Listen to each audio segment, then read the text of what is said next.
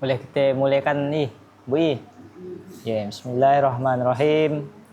Assalamualaikum warahmatullahi wabarakatuh.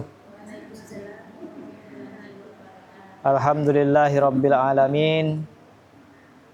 Wassalatu wassalamu ala asyrafil anbiya'i wal mursalin. Sayyidina wa maulana Muhammadin wa ala alihi wa sahbihi ajma'in. Amma ba'd.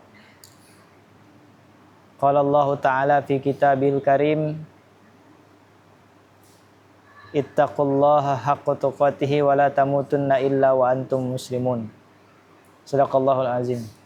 Ibu-ibu yang dirahmati Allah Subhanahu wa Ta'ala, mudah-mudahan dalam keadaan sehat walafiat, Bu I, diteguhkan imannya, dilancarkan seluruh rezekinya, dan diberkahi seluruh keluarga dan keturunannya. Amin ya rabbal alamin. Mari kita banyak bersyukur karena Allah telah memberikan banyak hal kepada kita. Kemudian salawat beriring salam mari selalu kita curah limpahkan kepada Nabi junjungan alam Nabi Muhammad sallallahu alaihi wasallam, yang mana berkat dakwah beliaulah kita dapat menikmati iman dan Islam yang terang benderang pada saat itu, yang menghargai manusia, yang menghargai perempuan, dan menghargai nyawa tentunya. Mudah-mudahan dengan selalu kita bersolawat kepada Nabi Muhammad sallallahu alaihi wasallam, kita menjadi umatnya yang mendapat syafaat di yaumil akhir nanti. Amin ya rabbal alamin. Bu-ibu yang dirahmati Allah Subhanahu wa Ta'ala, mohon maaf hari itu baru bisa tambus lagi karena minggu lalu keluarga di samping rumahnya meninggal. Jadi dekatnya, maksudnya di Jawa ya, rumah saya musola, rumahnya di samping musola ya, dah antara musola anaknya. Jadi karena ajal kita dah tahu kan bahasanya, pagi hari masih si ngomongan dengan saya bawa anak saya berjalan pagi hari ya kan, masih ngomongan bagus, masih tidak nyangka gitu ya kan, namanya kan ajal. Dah anak juga orangnya dah berusia juga gitu. Sebenarnya meninggalnya hari Kamis, dah agak bahari dah. Pagi hari Kamis ya masih ngomongan dengan saya. Lakaknya saya di kantor tuh bahari Kamis dah dia madahkan meninggal kan. Dah sore, karena sore pagi Jumat baru orang sholatkan. Disilah kita baru kumpul keluarganya kan. Jadi karena dah beramai tadi ya. Jadi aneng kesama saya jadinya. Anolah di sini. Jadi ia bagian daripada ajal yang menjadi rahasia ilahi kan nih, kita tidak tahu. Bisa aja kita yang segar bagar, istilahnya segar bugar, yang hari itu masih pongah-pongah dengan kawan. Esok kita tidak tahu nasib kita, makanya apapun ibadah yang mampu kita lakukan, baik sholat atau dan lain sebagainya ya, memang harus selalu kita ingat, selalu kita laksanakan untuk antisipasi kan, kalau kita melakukan hal-hal yang tidak baik lalu akhirnya ke arah yang dan baik juga. Jadi marilah kita bersyukur Bu, kita pada saat itu hadir di tempat itu dalam kondisi belajar. Misalnya kan tadi belajar baca Quran, sekarang mungkin kita saling mengingatkan. Ibu-ibu suah nangar Nabi Lut. Nangarnya Nabi Lut. Nabi Lut adalah bagian daripada 25 Nabi dan Rasul yang wajib kita imani, Bu. Yang ceritanya sudah kita pernah dengar, salah satunya Nabi Lut tuh kaumnya adalah kaum yang durhaka. Kaum yang durhaka, kaum yang menentang Allah dan Rasulnya, sehingga diazab oleh Allah Subhanahu wa Ta'ala. Nah, Nabi Lut sendiri adalah keluarga dekat Nabi Ibrahim. Nah, kalau Nabi Ibrahim tuh kita dengar kisahnya identik dengan raya Idul Adha ya, di bulan Zulhijjah ya kan, banyak ceritanya, cerita ujian Nabi Ibrahim yang nak kena menyembelih putranya. Nah, dan Nabi Lut tuh pun punya kisah tersendiri. Ternyata beliau pun orang yang dekat dengan Nabi Ibrahim, masih keluarga dekat. Dan beliau pun nabi dan rasul yang ujiannya luar biasa, ya kan. Jadi Bu, kalau kita mempertanyakan banyaknya ujian dalam hidup kita itu, jadi jawabannya ngapa kita masih kena uji ya karena kita masih hidup. Jadi tidak ada yang lepas dari ujian hidup, cobaan hidup. Kadang yang dari yang senang sampai yang susah. Ya tidak, kalau dalam ujian hidup tuh nak orang susah ke, nak orang senang, nak orang alim, nak orang berdosa, ujian hidupnya tetap ada. Bahkan sampai nabi dan rasul yang sudah diakui sebagai kasih Tuhan pun karena uji. Lalu bagaimana konteks la yukallifullahu nafsan illa wus'aha? Ternyata bukan Allah yang tidak menguji kita di batas kapasitas kita, ya lain konteksnya ternyata. Kalau la yukallifullahu nafsan illa wus'aha, ya konteksnya dalam ibadah. Misalnya kita tidak bisa sholat berdiri, boleh sholat duduk. Kita tidak bisa sholat duduk, boleh sholat berbaring. Dan bisa baring telantang. Ialah salah satu konteks la yukallifullahu nafsan illa wus'aha. Kalau dalam ujian hidup tuh beda lagi. Misalnya kan kita udah dan mampu lalu dapat musibah lain yang seharusnya macam dan mampu kita tanggung. Ya bagian daripada sebenarnya cobaan hidup yang seluruh orang ngalami, baik kita yang manusia biasa bahkan nabi sekalipun. Yang kedua, Nabi Lut itu Bu diutus kepada kaum Sodom. Jadi biasanya ada orang yang ngecap orang lain kaum Sodomnya, kan artinya kaum yang ingkar. Karena kaum itu suka nak melakukan kemungkaran, penyimpangan moral yang telah merajalela dalam kehidupan. Jadi kaum Sodom, kaum yang didakwahi oleh Nabi Lut adalah kaum yang sudah fatal akhlaknya, sudah luar biasa dosanya, sehingga Waalaikumsalam warahmatullahi wabarakatuh. Sehingga Nabi Lut disuruh untuk berdakwah kepada kaum Sodomnya sendiri. Nah, jadi Nabi Lut karena sudah mendapat perintah dari Allah Subhanahu wa taala untuk menyampaikan risalah dakwah untuk kembali kepada fitrah manusia, apa kata kaumnya? Jadi kaumnya menolak ajakan Nabi Lut untuk kembali kepada fitrah manusia dan menuduh Nabi Lut sebagai orang yang sok suci. Bahasanya iya, biasanya jadi kaum Nabi Lut itu madahkan kepada Nabi Lut ketika Nabi Lut ngajaknya untuk kembali kepada fitrah, kepada agama tauhid, dikatakan so suci, artinya dikatakan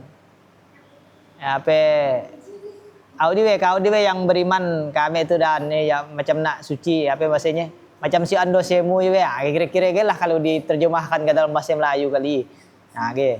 Jadi itu bagian daripada nasihat untuk kita semuanya. Artinya kalau ada orang yang mengajak ke arah yang baik dengan cara yang baik, ya hendaklah kita kita hargai, ya kan. Kalaupun belum mampu mengikutinya, minimal tidak menghalangi. Seperti itu. Apa kata ulama, jika kita nak bisa bangun, duit kita nak bangun masjid atau nak nolong orang bangun masjid, cukuplah jaga lisan kita supaya tidak menyakiti orang lain. Ternyata pahalanya sami. Seperti itu. Kemudian kaum Lut itu karena tidak patuh, akhirnya dibinasakan oleh Allah Subhanahu wa taala karena menolak kebenaran dan melakukan kemungkaran. Jadi Allah turunkan azab kepada kaum Nabi Lut. Yang secara umum yang berdosa, tapi Nabi Lut dan orang-orang yang beriman diselamatkan oleh Allah Subhanahu wa taala. Jadi pesannya apa? Bahwa Nabi Lut itu walaupun di tengah kumpulan orang-orang yang bermaksiat, beliau tetap teguh menjalankan perintah Allah, menyampaikan dakwah yang yang benar, karena beliau adalah nabi dan rasul. Ya, sekilas cerita dari Nabi Nuh di masa lalu. Nah, sekarang kata ulama Al-Qur'an ya sebenarnya 80% adalah sejarah. Dan sejarah ya sebetulnya bukan hanya tinggal sejarah, tapi polanya berulang ke waktu sekarang. Nah, jadi menurut ulama ada 3 tanda krisis moral suatu masyarakat kalau kita melihat dalam kasus Nabi Lut. Nah, jadi kenapa sekarang ada orang menilai bahwa ada kemiripan kelakuan manusia dengan kelakuan kelakuan kaum Nabi Lut yang durhaka. Salah satunya adalah di video media sosial sekarang. Media sosial lagi.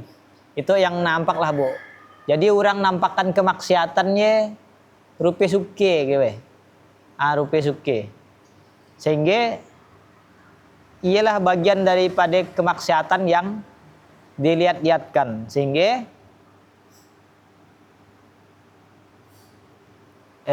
kadang kita lupa bahwa awal mulanya kaum Nabi Lut ke dulu model gaya lah. Walaupun dulu sian media sosial tapi tarang-tarangan inyan berlaku maksiat.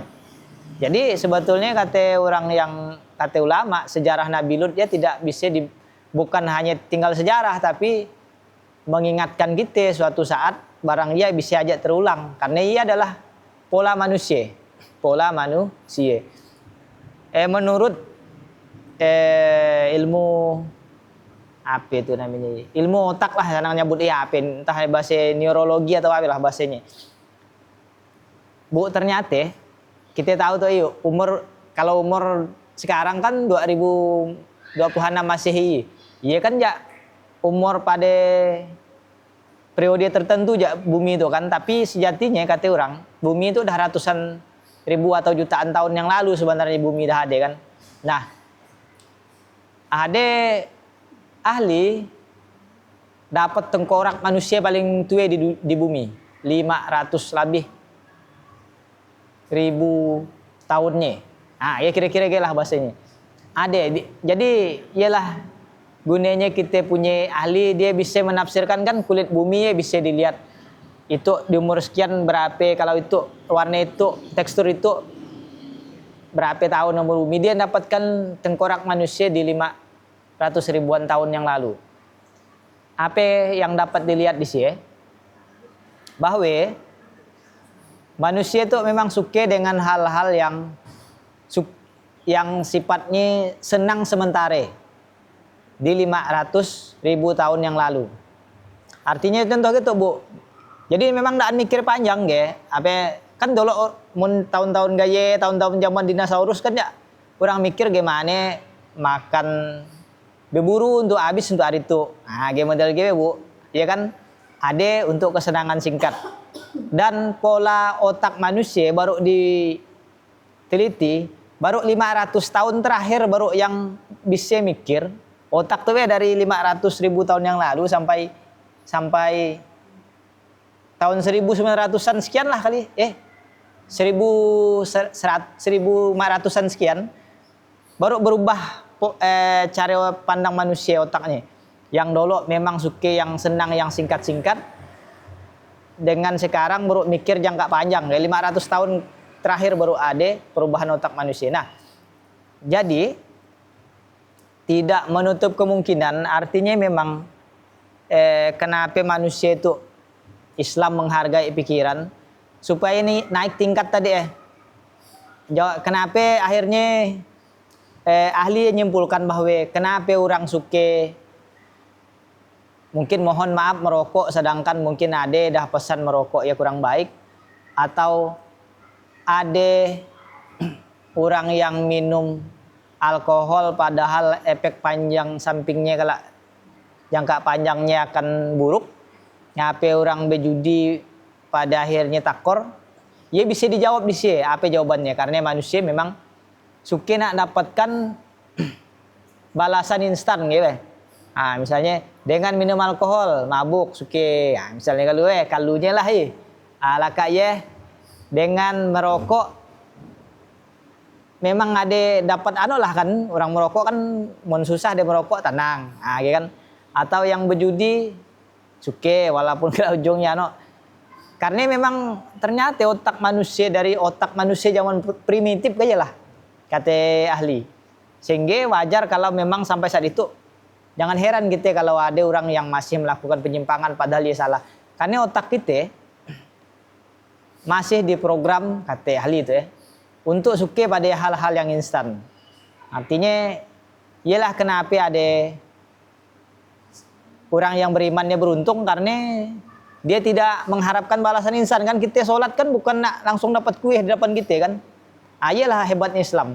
Kita mikir panjang ke depan. Kita undaan merokok karena bukan hanya mungkin merusak kesehatan tapi memang ada yang lainnya kan. Atau kita dan berjudi karena bukan dan suka untungnya atau dan suka karena haram tapi jangka panjangnya akan jauh karena syariat bacanya jauh bukan hari itu. Kalau kita kalau kita sholat hari itu dan belabik duit esok pagi hari di dekat jendela kita dan ayolah hebatnya Islam dan bagaimana lah kenapa akal pikiran itu sangat-sangat dihargai dalam Islam. Nah jadi ada 3 pola di dalam sikap kaum Nabi Lut yang dolok kanak murkai, tapi itu berulang di waktu sekarang. Pertama ndaan mau nak diberi nasihat dan kata-kata yang benar gitu. Nah jadi salah satu kerusakan moral yang tampak pada kaum Nabi Lut adalah penolakan mereka terhadap kebenaran yang disampaikan oleh Nabi mereka sendiri.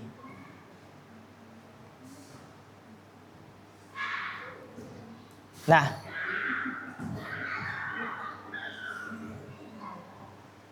Nabi dulu luar biasa dah sampai pakai mukjizat nak nundukkan kaumnya misalnya kan. Bahkan didatangkan malaikat ke rumah Nabi Lut berupa laki-laki dan perempuan yang tampan. Dibari laki-laki dan perempuan yang tampan diumpan bahasanya mun bahasa kita diumpani malaikat yang cantik dan ganteng bahasanya ke rumah Nabi Lut. Apa kata Nabi Lut? Kita usaha nak bezina, usaha nak bermaksiat. Nikah aja yo dengan yang yang cantik dengan ganteng tuh. Apalah balasan kaumnya apalah. Mereka menjawab, sungguh engkau pasti tahu bahwa kami tidak mempunyai keinginan terhadap putra-putrimu. Dan engkau tentu mengetahui apa yang sebenarnya kami inginkan. Jadi maunya dia tidak mau terikat pada pernikahan yang bisa jaga nasab, yang bisa dengan jalan yang halal dan mau. Dia maunya pergaulan bebas, kumpul kebo yang tanpa ada ikatan pernikahan. Yang dimaukan kaum Nabi Lut.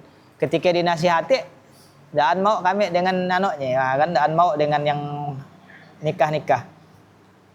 Jadi sebenarnya bukan di zaman Nabi Lut yang ternyata dalam Al-Quran yang lain ada juga dijelaskan bahwa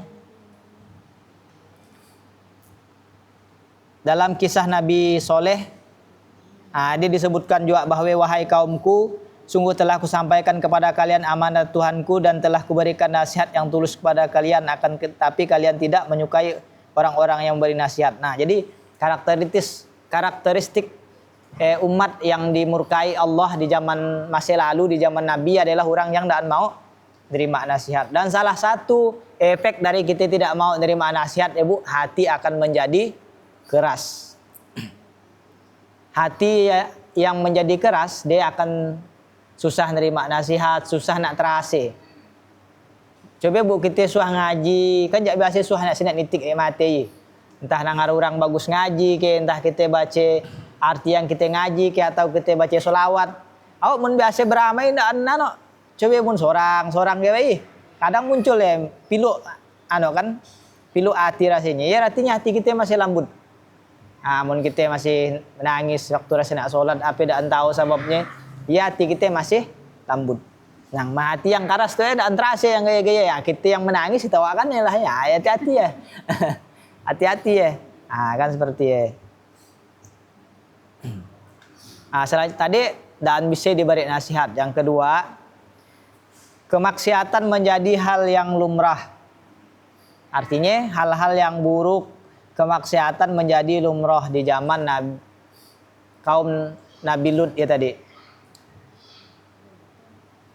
Misalnya ada mabuk kan anaknya ya kita bagi emak misalnya udah kami di kampung kami dah biasa kayaknya, ya hati-hati ya. Ya kan? Saya pernah dengar seperti ya Bu. Tapi bukan di situ, di kampung mana kalau lupa saya. Alhamdulillah lupa, jadi saya tidak sempat ngomongkannya. Jadi suah kita orang cerita dengan saya, kami nagur anak orang yang udah dalu baliknya malam gitu. Munak dare bukan jamnya gitu, balik jam di atas jam 11 malam gitu kan. Ditagur lah tadi karena merasa anak ditagur ndak bari respon. Di pagi lah, dari orang desa sang pagi ke rumahnya suruh umaknya ngajari anaknya. Di kami dah biasa gitu. Artinya kan, artinya hal-hal yang gaya, kultur yang gaya, ya bukan hanya sekedar membebani dia, bahkan bisa jadi cermin di masyarakat. Jadi takutnya ada kata ulama akhlak buruk ya menular. Jadi kalau gara-gara si ade balik tengah malam, kita dan nagur anak kita pun si ya ade yang gaya balik jadi akhirnya sing ikut-ngikutan. Makanya biasa akhlak buruk yang sanang nularnya Bu daripada akhlak baik. Jadi bayangkan nabi-nabi gitu dulu umurnya panjang, ada yang ratusan tahun, 1000 tahun, puluhan, dapat kan, dapat pengikut kan, ada. Karena apa? Artinya yang di luar pengikut nabi-nabi adalah orang yang satu susah dinasihati, dua dan bisa niru hal yang baik. Nah, selanjutnya yang ketiga adalah karakteristik umat Nabi Lut dulu. Yang ketiga adalah memusuhi orang yang mengajak kepada kebaikan. Jadi orang yang ngajak kebaikannya malah dimusuhi. Ini adalah karakteristik umat Nabi Lut yang ingkar. Jadi memusuhi orang yang mengajak kepada kebaikan. Orang ngajak ki sholat lalu daan mau misalnya kan ngajak orang lain membenci orang yang ngajak lagi kan, seperti menghasut orang lain supaya membenci orang yang mengajak kebenaran.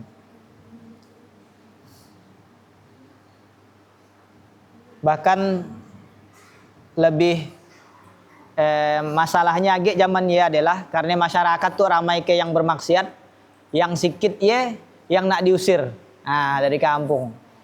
Ngabuti air nang kita nak suke-suke jadi diusir aja lah tuh yang yang malar berdakwah tuh diusir aja.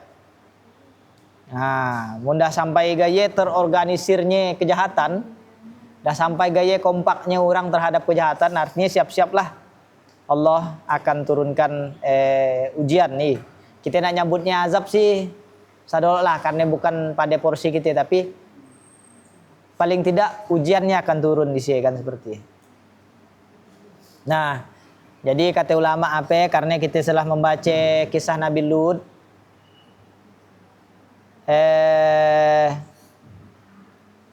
bahwa kerusakan masyarakat seringkali diawali dengan 3 hal. Kalau sudah dan mau nak diajak ke kebaikan, artinya normalisasi kejahatan, artinya jahat dia dianggap normal, dan permusuhan terhadap orang-orang yang ngajak kebaikannya makin banyak. Ialah artinya kembalinya pola kemungkaran umat Nabi Lut yang durhaka waktu ye.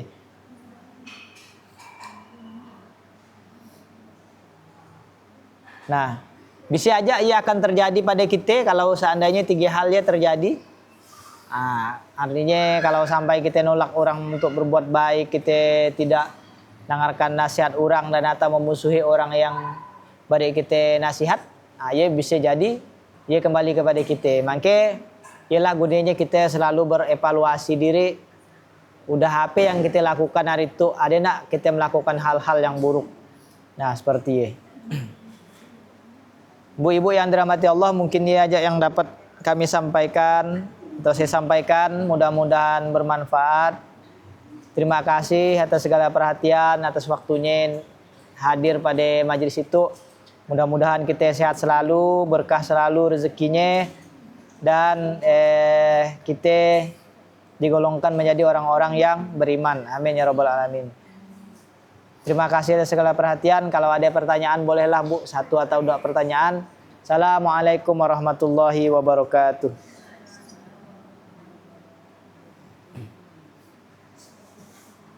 Kalau ada yang tanyakan boleh, kalau sian kita tutup.